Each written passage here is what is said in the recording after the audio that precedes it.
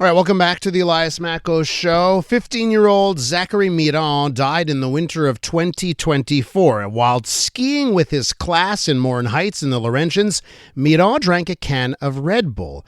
The interaction between his ADHD medication and the energy drink caused an arrhythmia that led to his death. The tragic case is now sparking a major push for change. Parents, educators, health advocates are demanding the Quebec government ban the sale and distribution of energy drinks to young people under 16. Petition has been sent to the National Assembly. It has collected more than 19,000 signatures since it went online. We head over now to David Bowles, the Director General at Collège Charles-Lemoyne in Longueuil. Mr. Bowles, welcome to the program. Thank you. So, why don't you tell me about, why you're passionate about this, why you're an advocate here for this ban for youth? Well, in 2024, when we learned about the tragic death of Zachary Miron, it was a shockwave throughout the education community. I'd say, especially at first in private schools, because I have a lot of colleagues. Well, the young man was at Externat Sacré-Cœur, so a lot of colleagues in private schools discussed the situation, and there was a shockwave. We didn't know, even educators, seasoned educators. I've been in education 25 years. I've been an administrator for 20 years in leadership positions, and I did not know that energy drinks were that dangerous, that with the interaction of energy drinks with ADHD medication, which are very frequently used by a lot of our students, could lead to arrhythmia and death. And we decided for sure there were policies in our own schools to make sure students weren't buying and consuming energy drinks at school, but they are sold everywhere around schools. Every dépanneur or supermarket that is near a school has a lot of energy drinks that are very obviously targeted towards young people. And the publicity is targeted towards young people. The athletes that these companies sponsor are extreme sports, electronic sports that target young people. So we thought that banning these products in schools wasn't enough.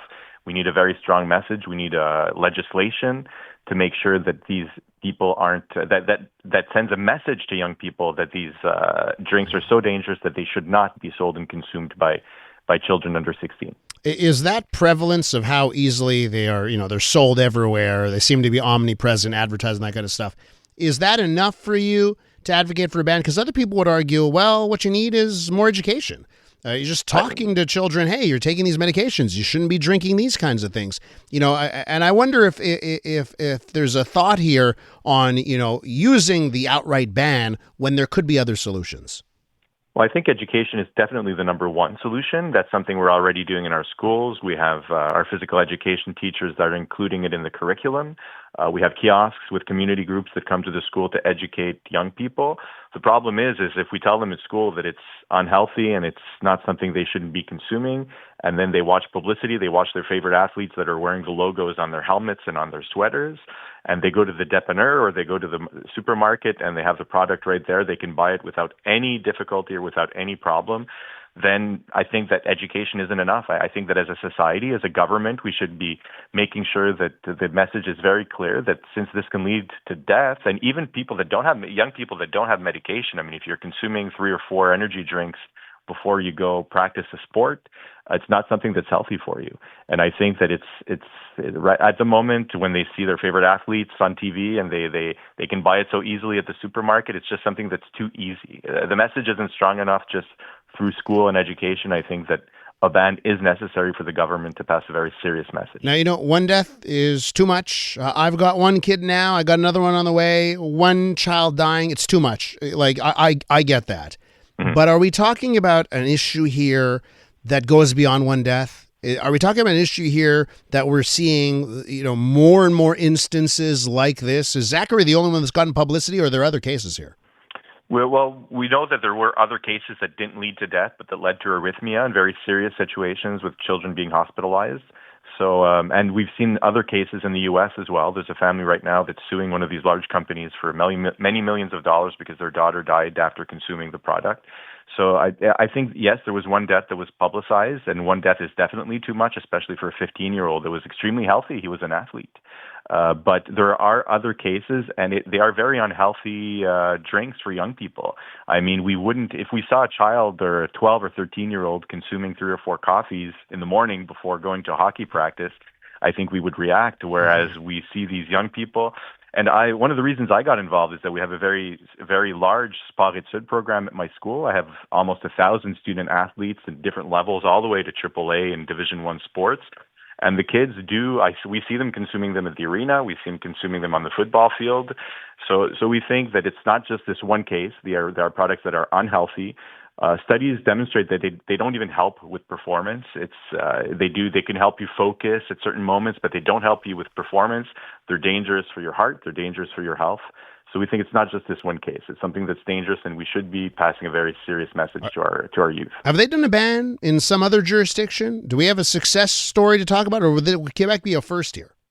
I don't know that. I think we would be a first in Canada for sure. I don't know about other jurisdictions. I know it's being discussed in different jurisdictions in the U.S., but I don't know of any other places where there's an actual ban. Your petition, is that still actively taking signatures?